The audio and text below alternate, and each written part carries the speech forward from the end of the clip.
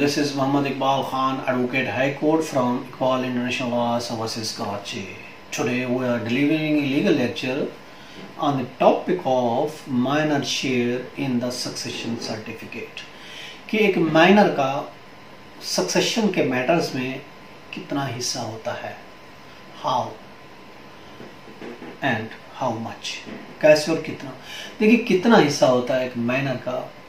एक अगर कोई डिसीज, कोई प्रॉपर्टी छोड़ के उसकी डेथ हो जाती है तो ऑफ कोर्स उसकी जो औलाद है, जो लीगल हेयर्स उसके बनेंगे, वरासत के जो हकदार बनेंगे, अगर उसमें कोई छोटा बच्चा है, माइनर है, वो is not under the age of 18, 18 साल से नीचे है, उसको माइनर कहते हैं.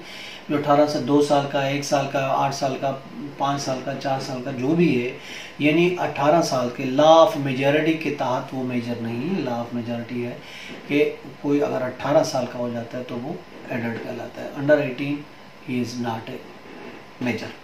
तो अगर वो माइनर है, अगर वो छोटा है, ठीक है, तो फिर जो है ना वो किस तरीके से उसको में हिस्सा मिलेगा. अंडर सेक्शन 372 है सक्सेशन एक्ट का.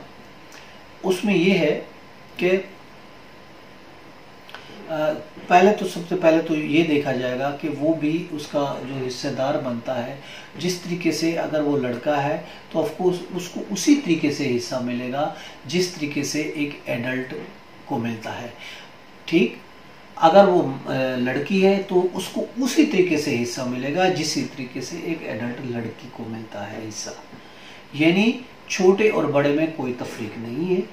केस हम आपको ऑफकोर्स फाइल करते हैं डिस्ट्रिक्ट जज के पास या फिर हाई कोर्ट में. पेक्यूनियरी जुरिडिक्शन के तहत अगर वो डिस्ट्रिक्ट कोर्ट का है तो डिस्ट्रिक्ट कोर्ट, अगर हाई कोर्ट का है तो हाई कोर्ट में है. सक्सेशन के जितने भी केसेस हैं वो या तो हाई कोर्ट में फाइल होंगे या फिर डिस्ट्रिक्ट जज के पास फाइल होंगे. कहीं भी केस फाइल होता है तो उसका जो है ना वो प्रॉपर उसके बाद कोर्ट वेरिफिकेशन करती है कि इसके कौन से लीगल हेयर्स हैं. उसकी नादरा से CRC, नादरा से FRC मंगाई जाती है और उस वैसे शनाख्ती कार्ड बड़ों के और छोटों का चाइल्ड रजिस्ट्रेशन सर्टिफिकेट CRC वो फाइल किया जाता है, बर्थ सर्टिफिकेट फाइल किया जाता है कि ये है. तो उसके बाद जो है जितना उसका हिस्सा बनेगा उसको कोर्ट अपने पास रख लेगी. जो सबसे इम्पोर्टेंट बात है, हिस्सा तो उसको बराबर का मिलेगा, जिस तरह बड़े को मिलेगा इसी तरह को छोटे को मिलेगा, लेकिन उसको उसी टाइम उसका हिस्सा, उसका पैसे उसी टाइम रिलीज नहीं होंगे. कोर्ट उसके हिस्से के पैसे अपने पास रखेगी और उसको इन्वेस्ट करेगी. ठीक है, कोर्ट जो है उस माइनर के, जो माइनर है, छोटा है, बड़ा नहीं हुआ, 18 साल से कम है, तो उसके हिस्से के जितने पैसे बनते हैं, 50,000 है, 50 लाख है, 50 करोड़ है, जितने भी पैसे बनेंगे कोर्ट उसके दूसरे लीगल हेयर्स को नहीं देगी. हत्ता कि अगर उसका बाप भी है, हत्ता कि उसका माँ भी अगर लीगल हेयर से वो चाहता है कि मैं इसके पैसे ले लूँ, बाप कहता है, माँ कहती है, बेटा उसका भाई कहता है, बहन कहता है, कोई भी उसके पैसे, उसके हिस्सा नहीं ले सकता. ये याद रखें. उसका हिस्सा कोर्ट में जमा होगा, कोर्ट उसके पैसे को इन्वेस्ट करेगी और फिर जब ये माइनर बड़ा हो जाएगा, जब ये माइनर की एज 18 साल से अबव हो जाएगी, उसको NIC इश्यू हो जाएगा, तो फिर वो कोर्ट से रुजू करेगा कि मेरा हिस्सा आपके पास जमा था.